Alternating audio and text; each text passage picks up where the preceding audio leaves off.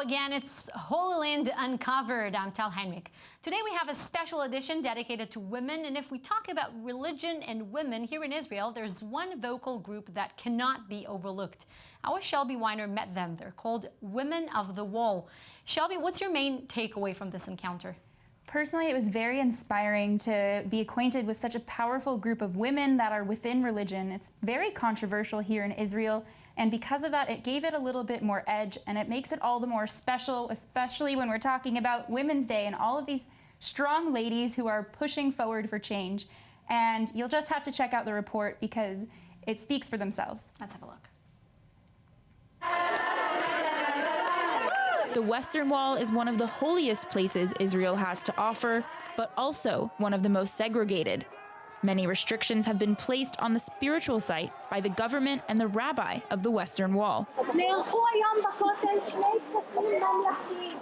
שניהם של הקרן למורשת הכותל, שכולנו ממלא, אף אישה לא החזיקה נר, לא בירכה ולא לקחה חלק. אלה הטקסים של מדינת ישראל. One restriction is the segregation of sexes. For years, women were prohibited from carrying a Torah or wearing prayer shawls. While at the religious site, for decades, a feminist organization, Women of the Wall, have been fighting for equality, and the path has not always been easy. All I'm doing here is I'm praying. I am praying to God the way I want to. I'm praying to God the way I can. I'm wearing talit and tefillin because that is my way of worshiping God. I'm not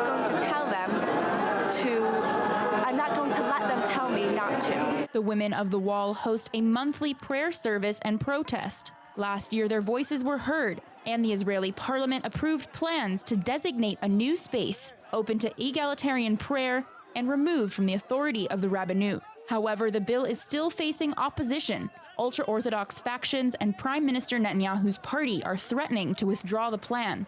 But the Women of the Wall fight on. 3 months ago, they gained another small victory. The Israeli High Court ruled that it is legal for women to read from the Torah while praying at the holy site. This group of Jewish feminists are still pushing against the segregation and boldly fighting for change. And to get a better perspective on this delicate topic, we are happy to host a representative of this group, Rabbi Lesley Sach from Women of the Wall. Thank you for coming here. Can you explain to us what's the main goal of this group? What are you trying to achieve? So we've been fighting for 28 years. This is a long battle. Something really simple, supposedly very simple. We want to pray out loud with the prayer shawls and with the Torah scroll in the women's section of the Western Wall. Women are expected to pray there silently, not like in the men's section when they pray together. We're supposed to pray as individuals and silently because the men don't want to hear our voices. Of course, we don't accept that, and we are a group of religious women from all the spectrum, from Reform to Modern Orthodox, a wonderful group of women who've been trying to pray for 28 years. And the interesting thing is that this is not a battle, a religious battle. This is a battle like many other issues. It's a feminist battle. Exactly. Power. Who controls this central place for all the Jewish people? Well, I guess Orthodox Jews, you know, they dominate the Jewish world here, the religious world, we can say, and they strongly oppose you. What would you say to them? Move on. It's the 21st century. We're talking about, look, the issue of the separation between state and religion, as you know, is a huge issue in Israel. And it's part of it because the ultra-Orthodox, and I'm talking about the ultra-Orthodox parties, have such power to topple the government because of our political system. They manage to blackmail the government in so many different ways. And the Western Wall is one of those ways. We heard in the article, we reached an agreement. The government voted to adopt this agreement on the 31st of January, just over a year ago, and nothing has happened because the ultra-Orthodox are barring it.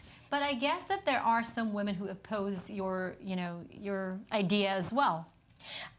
What would you say to these women, who maybe by following certain Jewish tradition continue and perpetuate this inferior status to men? It's difficult, you know. What you say to a woman, for instance, who thinks she's ugly all the time because she sees images of beautiful women and she is programmed by that. What can we say to them? The only thing I can say is there's a plan for a new plaza, another plaza in the southern part of the Western Wall, which is not used for prayer now. I am happy as a feminist to leave that area to them. They don't want me there, that's fine. I'm not going to be there just to spite them. So it's a personal choice. It's a personal choice of theirs to oppose us. Yes, it's a personal choice, but not only. This last month when we went to pray, they brought busloads of young girls from Orthodox, ultra-Orthodox schools, and they were promised a fun day in Jerusalem as long as they come very early in the morning. We pray at 7 o'clock in the morning. We're there at 7:15 in the morning, and they had to, you know, oppose us, and it was really, really difficult, and it was very violent, the young men. A lot of obscenities were shouted at us. It's not easy, but, you know, we put our bodies where our mouths are. We believe in equality. We believe in our right to be there. It's the whole feminist issue of women in the public sphere, the exclusion of women in the public sphere, and we go there and we stand there. And why did you decide to turn your activity, your struggle, to legal action? Legal action has always been part of our struggle because all the issues of state and religion in Israel, or many of them, have to be resolved in the Supreme Court. Because of the delicate coalition issues that we have in Israel, many times we have to go to the Supreme Court to seek justice, to seek equality on those subjects of state and religion. And the Supreme Court has usually been supportive because it is part of human rights, gender equality, civil rights, all those things that are supposed to be part of a democracy. So yet again, we are turning to the Supreme Court and we're saying to them, okay, you don't want to build a new plaza for us, then take the existing plaza, divide it into three, and let us also be part of the administration of that plaza. What would be the ideal status in your view?